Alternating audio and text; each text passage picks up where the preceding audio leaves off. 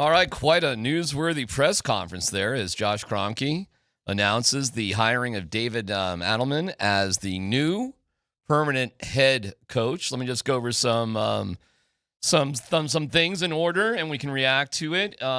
Really emphasize you don't want to overthink things. Some things you want to spend time on. So the GM they're going to spend time on, including maybe hiring a firm to do a deep dive into prospective candidates.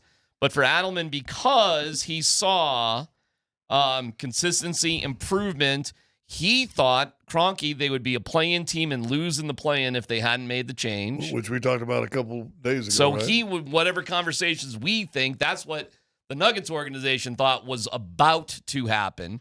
So compared to that, this is an unbelievable improvement. And something to not think about, let's start there, is David Adelman. Like, it's kind of a no-brainer. Well, I think Tyler said it earlier in today's show that all the guys know him. If there's not going to be a lot of movement in the starting five, why not, right? Yeah, I thought that was kind of the message of the presser, to be honest. When asked, he said something along the lines of, anytime you've got the roster that we have and you don't win a championship, that's a failure, okay? Well, he's referring to the current roster. That's what he's referring to right there. So it sure feels to me like there's going to be a whole lot of run it back going on here. First off, congratulations to David. I mean, he's a great dude. From Scott, you obviously know him. I don't. But he just seems like a phenomenal dude with great energy. The guys like being around. I do think this is going to be 50-50 with the fan base. I think it's gonna go one of two directions. You're gonna look at it and you'll be like, "Yep, I believe that we've got what we need to win a championship." And if you're on that side, you're gonna be like, "Okay, cool, let's go with David Adelman." If you feel like this organization needed a major shakeup, I think you're gonna look at it like, "Ooh, did they take the easiest possible solution that was right in front of them?" Well, he did say stick with us in terms of a message to the fans. And he emphasized, hey, man, we were going to lose in the play-in. That's where we were headed. I don't know. That seems a little bit extreme to me, losing the play-in. I know that that's what he believes. I'm not discounting what you're saying. I just not saying I necessarily agree. Well, that's where they thought it was going with Booth and Malone, according to Josh, according to his own words. Other things, but I'm agreeing with you about the core things. Why? Value where others don't see it. And he used the Pacers as an example. That, to me, screams the core five guys are still going to be around, and we got to make other moves. And their biggest selling point to free agents, and we really should take a hard, long look at upcoming role player free agents, because that's more likely than anything where the Nuggets are going to go, I would say, after this particular move. And he's using the Pacers as an example.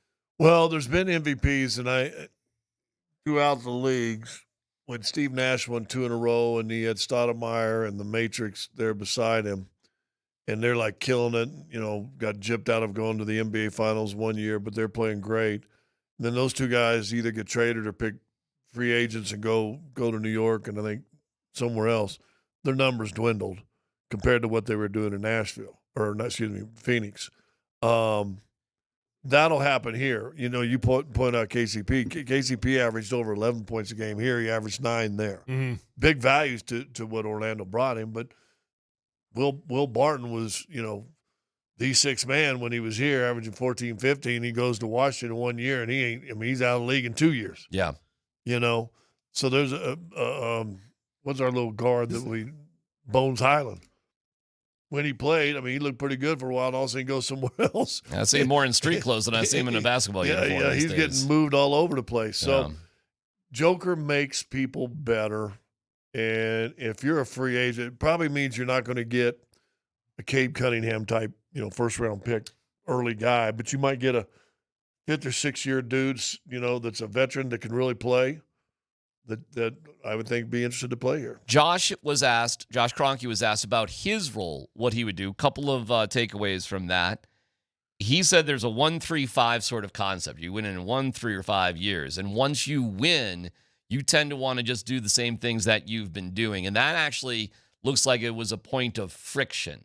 So it was difficult to sort of say, well, do things radically different when it has been working. But he did say there needed to be more of a hands-on role. And he did say, quote, there were rules for certain players.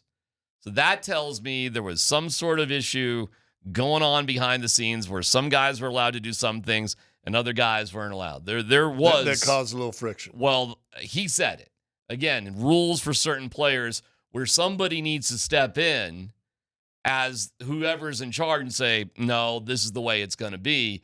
And if Michael Malone is saying one thing and Calvin Booth is saying another, and there's no arbiter to say, no, this is how it's all going to go for everybody or whatever, then you can see where that's going to be a point of friction. I'm going to guess it was. It's almost a point of friction on every team in any sport when there's unique rules for certain players. How did it go with Russell Wilson? Not great. Yeah, I mean, I went through with RG3, which was RG3. an extreme example, which I highly doubt there was anything like that going on. And I don't know who he's referring to, if it's Russell Westbrook, if it's Jamal Murray. We know Russ spent a lot of time back in LA. Did that have anything to do with missing? I don't know. But it certainly does create friction. The more I think about the overall situation of that building right now, this is pretty damn unique. I don't know if the casual fan understands how unusual it is to fire a GM and a head coach and say, we like our roster.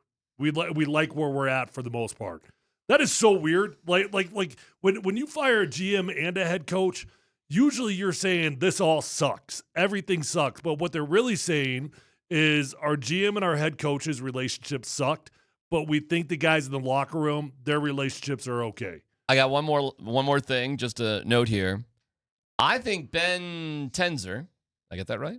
Okay. I think he's going to retain some sort of role with the team, but I doubt it's a permanent GM. However, Josh did say something interesting.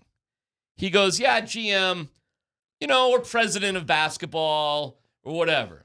Josh was framing that the next person in charge of things may have that title, president of basketball. He said those words, not just a general manager. Well, we talked about it, and you got a GM, sometime, then you have a president that should have stepped in there if Josh isn't there every day going, dude, what do you mean you guys aren't talking? And have the authority to say, watch out. So I wouldn't be surprised at all if Ben stays in some sort of...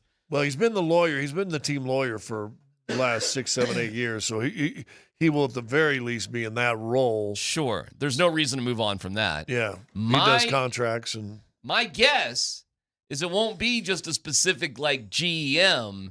There'll be a staff to do, a large staff to sort of do all that. I'm going to guess, it's a guess on my part, that whoever gets that role, the title president of basketball will come with it. And it'll be more of a direct link to Josh and somebody that everybody kind of has to, here's what we're doing. Yeah. So that could be anybody.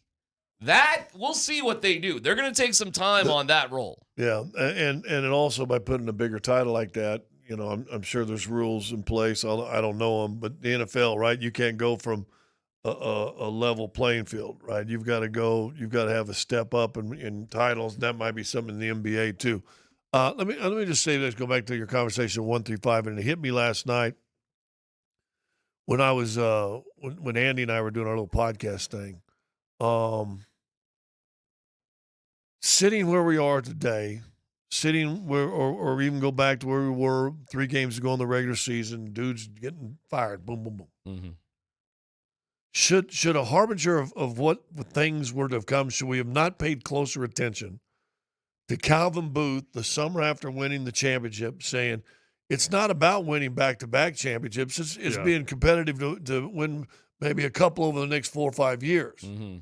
That right there should have been the first shot across the bow of the coaching staff that, boys, we don't care if we win this thing back-to-back. And Josh addressed that too when he said during the regular season, we have to be careful about when development doesn't match up with winning games every night. Right. And that's obviously where things went askew.